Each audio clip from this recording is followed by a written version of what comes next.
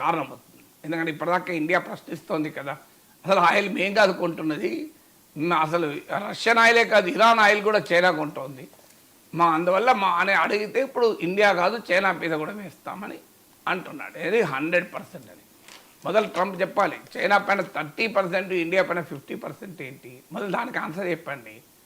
47% of Russian oil China కొంటే 38% of Russian ఆయిలే ఇండియాకు ఉంటుంది. సో చైనా రష్యన్ గ్యాస్ కూడా కొంటుంది, మన negligible. China 90% of Iran oil కొంటుంది, శాంక్షన్ ఆయిల్. ఇండియా కొనేది లేదు. మరి అని మనం అడిగినందుకు ఇప్పుడు చైనా కూడా చెప్తున్నాడు. కానీ విచిత్రం ఏంటంటే ఏ యూరోపియన్ యూనియన్ వాళ్ళనైతే రష్యా నుంచి ఆయిల్ కొంటున్నందుకు భారత్ చైనాల పైన ఆంక్షలు పెడదామని ట్రంప్ అడిగాడు, ఆ యూరోపియన్ యూనియనే రష్యన్ ఎల్ఎన్జీ ఎక్స్పోర్ట్లో 51% ఉంటుంది. వీళ్ళకి ఏమున్నది అసలు? సిగ్గుపడాలి నిజంగా చెప్పాలంటే. ఇప్పుడు రష్యన్ ఎల్ఎన్జీ ఎక్స్పోర్ట్స్లో 51% goes to European union. Russian piped గ్యాస్లో కూడా పెద్ద భాగం యూరోపియన్ యూనియన్కి పోతుంది. మరి 51% తామే కొంటూ తామెట్లా ఆంక్షలు విధిస్తారు? తామే వేసుకోవాలి. యూరోపియన్ యూనియన్ తన పైన తానే వేసుకోవాలి. $67 బిలియన్ ట్రేడ్ జరిపింది యూరోపియన్ యూనియన్ రష్యాతో. $67 బిలియన్ ట్రేడ్ జరిపింది. అమెరికా రష్యా ట్రేడ్ ఈ ట్రంప్ వచ్చాక 20% పెరిగింది. వీళ్ళిద్దరు కలిసినా మన పైన, భారత్ పైన, చైనా పైన ఆంక్షలు పెడతారట. మళ్ళీ వైపేమో Modi is my good friend, భారత్తో వాణిజ్య చర్చలు జరుగుతున్నాయంటాడు. ఈలోగా మన ప్రైమ్ మినిస్టర్ మోడీ ఏమో ట్రంప్ 100% సుంకాలు విధిస్తా అన్నప్పుడు నో రియాక్షన్. భారతదేశం డెడ్ ఎకానమీ అంటే నో రియాక్షన్. ఇండియా రష్యాతో కలిపి దూకి చావండి అంటే no reaction. I love Pakistan అంటే నో రియాక్షన్. అసీం మునీర్ కలవడం హానర్ అంటే నో రియాక్షన్. ఇండియా పాకిస్తాన్ నుంచి ఆయిల్ కొనే రోజు వస్తుంది అంటే నో రియాక్షన్. ఇలా ఎన్ని అన్నా నో రియాక్షన్. కానీ మై గుడ్ ఫ్రెండ్ మోడీ అని అడుగుతాడు, yes you are also my good friend అంటాడు వెంటనే మోడీ. ఆశ్చర్యంగా ఉంటుంది. ఆ ఒక్క మాట పాజిటివ్గా ట్రంప్ నోట్ నుంచి వస్తే ఇమీడియట్గా మోడీజీ రెసిప్రొకేట్ అవుతున్నాడు. I fully reciprocate. నిన్న కూడా మళ్ళీ మోడీ ట్రంప్ అనుడుతోనే మళ్ళీ Modi yes I'm also looking forward limitless opportunities అని. అసలు ఈ బలహీనతే మంచిది కాదు అని చెప్పేది. మరి ఇదన్నప్పుడు దానికి కూడా రియాక్ట్ కావాలి కదా. మరి పక్కనే ఉంది వార్త, ఇవాళ పేపర్లో 2 వార్తలు ఉన్నాయి కదా. మీరు ఒక వార్త, మోడీ నా మిత్రుడు, మోడీతో చర్చలకు ఎదురు చూస్తున్నాను. వెంటనే నిజమే నా మిత్రుడు ట్రంప్, నేను కూడా ఎదురు చూస్తున్నాను. పక్కనే కిందనే ఇంకో వార్త ఏముంది, యూరోపియన్ యూనియన్ ప్రతినిధులతో చర్చల్లో ట్రంప్ రష్యన్ ఆయిల్ కొంటున్న భారత్ చైనాల పైన 100% సుంకాలు విధించుదాం, మీరు కలిసి వస్తే మీతో పాటు అమెరికా కూడా విధిస్తుంది, కలిసి ఆ యూరోపియన్ యూనియన్ సానుకూలంగా ప్రవర్తించింది. నేను అనేది నా request to the prime minister India ఏంటంటే, మీరు మోడీ నా బెస్ట్ ఫ్రెండ్ అంటే మీరు పాజిటివ్గా రియాక్ట్ అవుతున్నారు. కానీ పక్కనే 100% ఆడిపోయినా మీరు ఎందుకు మాట్లాడతలేరు?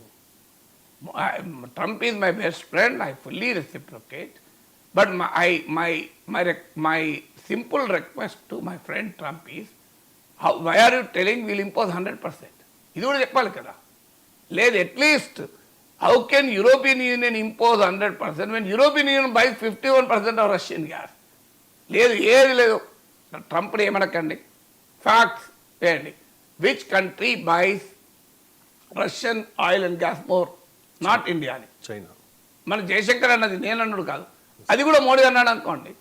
అసలు which country buys more Russian gas? European Union, not India. ఇది పోస్ట్ చేయండి, పేరు ట్రంప్కు ట్యాగ్ చేయండి, సరిపోతుంది. కొన్ని ఫ్యాక్ట్స్ అని పెట్టి, 1, India US Russia trade increase by 20% after Trump assumed office, says president Putin. 2, 51% of Russia's gas exports goes to European Union. 2, 3, which country buys highest oil from India? From Russia, not India. ఈ 3 facts, ఇట్లాంటి ఒక 5 facts పెట్టి question mark code పెట్టి tag ఏంటి ట్రంప్కు. నేను Trump ఏమంటలే మనం, ట్రంప్ కానీ ఎందుకు మాట్లాడడు ప్రైమ్ మినిస్టర్ అనేది క్వశ్చన్. పోనీ దానివల్ల ట్రంప్ కోపం వస్తుందా? అయ్యా, మెక్సికన్ ప్రైమ్ మినిస్టర్ మాట్లాడుతున్నారే, మెక్సికా 87% మెక్సికన్ ఎక్స్పోర్ట్స్ అమెరికాకే.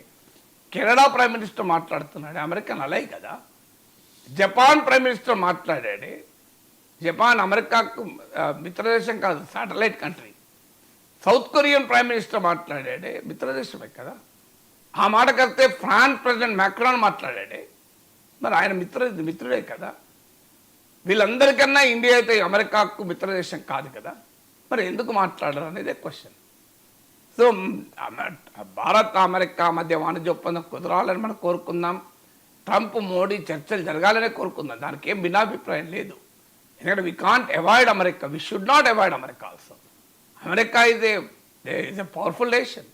భారతదేశం అమెరికాతో మెరుగైన సంబంధాలనే కోరుకోవాలి, కానీ ఆ మెరుగైన సంబంధాలు మ్యూచువల్ రెస్పెక్ట్ పై ఉండాలి. అది అమెరికానే కాదు, చైనా అయినా అంతే, ఏ కంట్రీలు అంతే. చైనా కూడా అదే చెప్పాం, మ్యూచువల్ రెస్పెక్ట్, మ్యూచువల్ ఇంట్రెస్ట్, పరస్పర గౌరవం, పరస్పర ప్రయోజనాలు ఆధారంగా మాత్రమే, మ్యూచువల్ సెన్సిబిలిటీస్, పరస్పరం ఉన్న ఆందోళనలకు గుర్తిస్తూ జరపాలి తప్ప వేరే లేదన్నా. చైనాతోనే చెప్పాం, అమెరికాతో కూడా అదే వర్తిస్తుంది.